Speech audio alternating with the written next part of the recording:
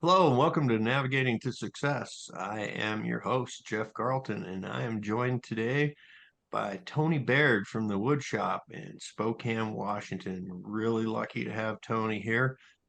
They've got an exciting company, so I'll throw it over to Tony to tell you about himself and his role at the Woodshop. Right on. Thank you, Jeff. Yeah, Tony Baird with the Woodshop, co-founder, chief strategist here at the company. We are a full-service marketing and design agency. Been in business for about 8.5 years now. And yeah, we've got about 10 or so folks here on the team managing everything from TV, radio, print, digital, branding, websites, social. Usually, the easiest way to say that is we're doing everything here in house except for video. And if someone needs that, we've got plenty of partners. So, yeah, happy to be here. Right on. So one question that jumped out to me while you were kind of introducing me, you said you got about 10 employees. Are you guys all working in a central location, or how much of it is remote? Most of us are central here out of Spokane. We're pretty flexible though. We've got some remote employees. We've got some who come and go, just based on their needs. And so, yeah, ever since COVID, we figured out that remote work's doable, and it worked for us. I'd say that the majority of our team enjoys each other and enjoys being together. And there's certainly something about, especially in a creative environment, being together in the room. So more often than not, we're all here together. Yeah, I've had a few conversations with other people that have come on the series about the importance of that human connection um, that we sometimes lose over Zoom or Google, as opposed to being in person, and how you have to make a deliberate effort with folks that are working remote to establish that. But so backing up, um, what got you started? What was your spark to start the business? Hmm. Well, I've been in media sales. I've been in media, specifically in sales, yeah, since I got out of college. Got a marketing degree, which was good for, taught me how to speak in front of a group when it comes actual time to get a job. It wasn't that helpful. So, but I found a radio station here in town. Um, and with a college degree, I was a $12 an hour promotions tech, minimum wage, setting up tents, putting up banners, and went and did that and just let them know, hey, I want to work with businesses, I want to be on the sales side. And about 6 months later, I was able to work myself into that role. And I did media there in that capacity for about 7 years. In doing that, I worked with hundreds of businesses. Thousands of radio ads and other campaigns were put together over that time. And just the ability to, work directly with these businesses and help them figure out, how they could achieve their goals. That's what I wanted. Um, as far as getting into the agency side, there's a limit to what you can do and how much you can help when you're beholden to a single tactic, like that. And so I knew that wasn't going to be for me forever. I left that radio station and I went to work for someone who was a client of mine. So now I went from media. I went and did in-house at a company, and that was a franchise group that had 3 locations. And so I was the marketing director for 3 different franchise locations across multiple states. And at that point, I got to do everything: TV, radio, print, digital, help them with every aspect of that. And really, where the agency came into play was simply the fact that myself and at the time, my boss, we worked really well together. And we knew that, hey, there's a lot more folks we can help outside of his business. And so basically, we said one day, hey, let's start an agency. We're doing all this for this business. We've got a bunch of folks in town who are asking questions all the time. They wanted advice. And so let's build an agency, then we can actually help them. And so, yeah, that was about 8 years ago.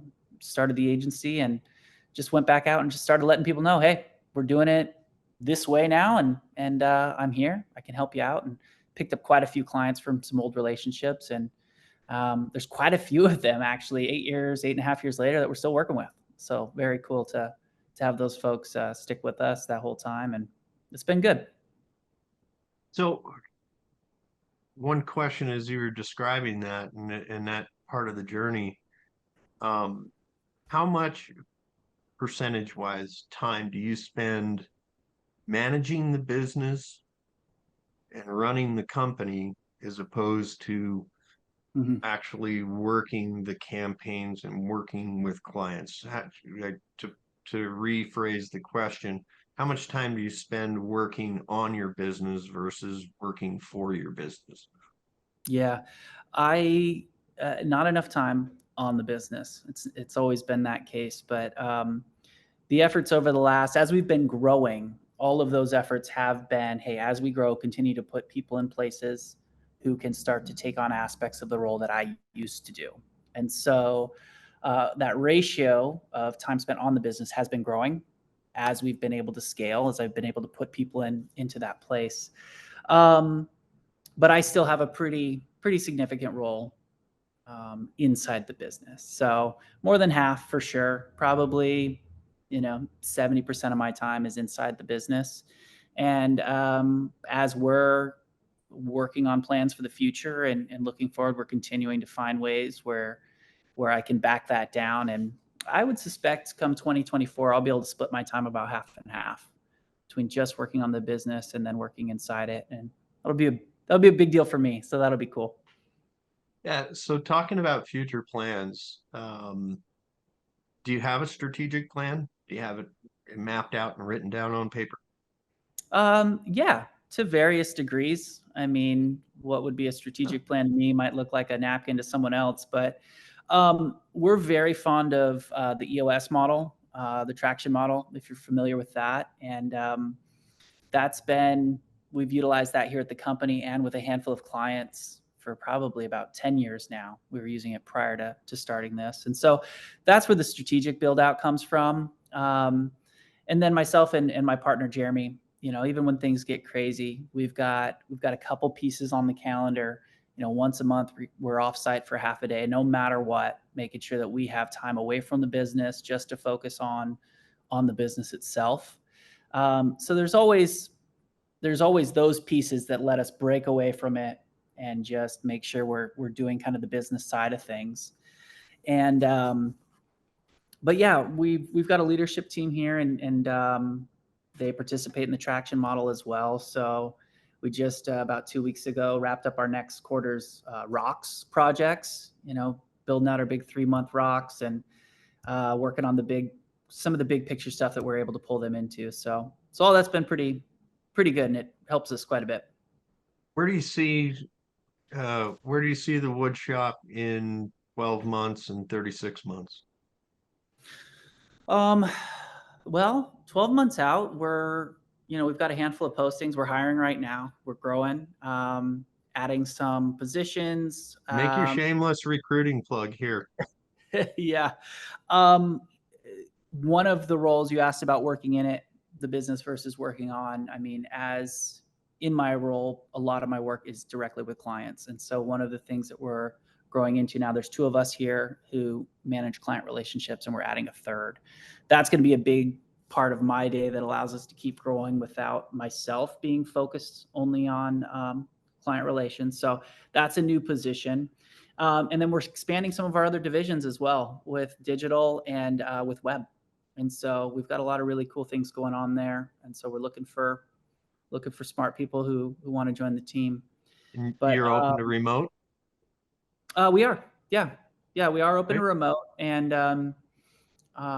yeah, we are, and we've done remote in a couple different ways now, but we're definitely open to the conversation. So, but 12 months from now, I mean, we've had a pretty clear initiative over the last 5-6 years of diversification, of looking at the client list and saying, hey, how do we continue to diversify while we maximize our strengths without getting too heavy in any specific category? And so I suspect that that's going to be a big piece of the next year again. And same thing, 36 months out, or 3 years, 5 years, same thing, continuing to diversify, and also continuing to add the size of clients all up and down the gamut.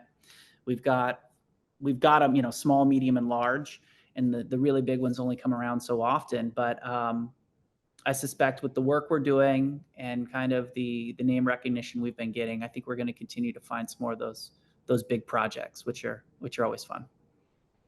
Yeah, and so you hit on something that made me think about the adaptability and innovation piece, which you certainly alluded to. COVID drove us to do that and find a different way to do business. But any specific strategies, habits, or rules that you guys have to stay adaptable and innovative?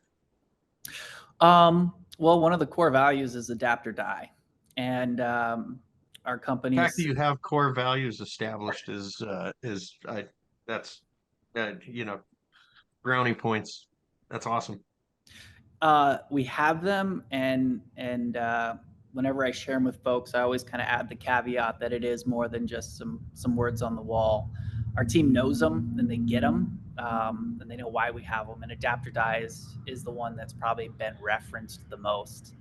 Every time we go into a marketing campaign, that's a question. Hey, just because we had success with something in the past doesn't mean it's going to guarantee success in the future. Um, and so, yeah, it's probably less of a strategy, but more of the fact that that is common workplace. Uh, what's the word I'm thinking? That's just a common saying around here, and everyone on the team knows it. And that's what keeps us adaptable. Awesome. Um, so we talked about size. You want to grow. How many employees do you want to have at the end of 24? At the end of 24, I mean, right now we've got probably 3 positions that we'd be looking to add. So we fill those 3. I think we'd be in a good spot. I think that with the addition of those, it's going to have the opportunity for uh, the scaling we're looking for in 24 and then potentially beyond as well. So, but one of the interesting things about our business and being full service is that there are so many ways we can help people out that it can be difficult to plan too far down the road, um, because depending on how the growth comes, what tactics are growing more than others will certainly determine scaling up team and things like that. So It we're sounds like pretty you good. bought your Magic 8 Ball the same place I did.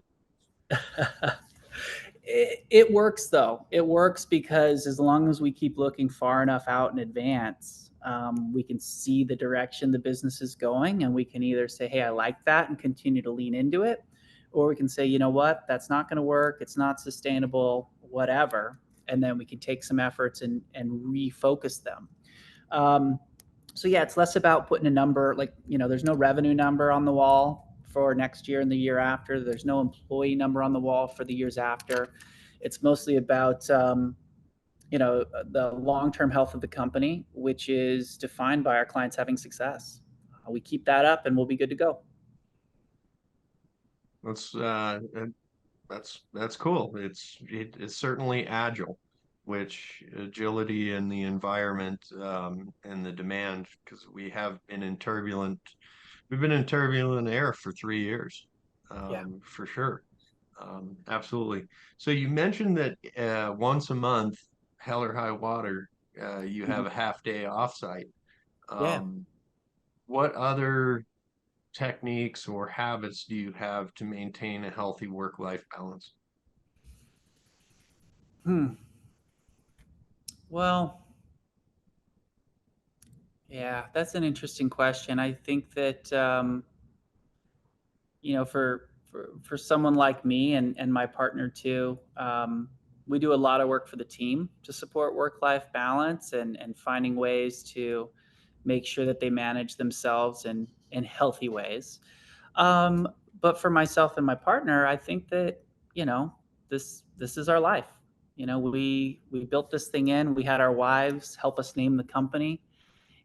My kids come hang out, his kids come hang out. So I mean, it's hard to say that the goal is to create a separation there.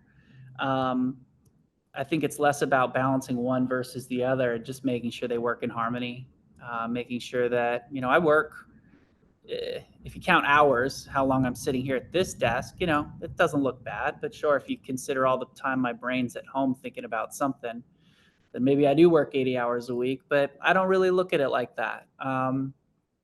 I think as long as I can keep my head on straight, um, personally, and then find those times to be away, that works for me.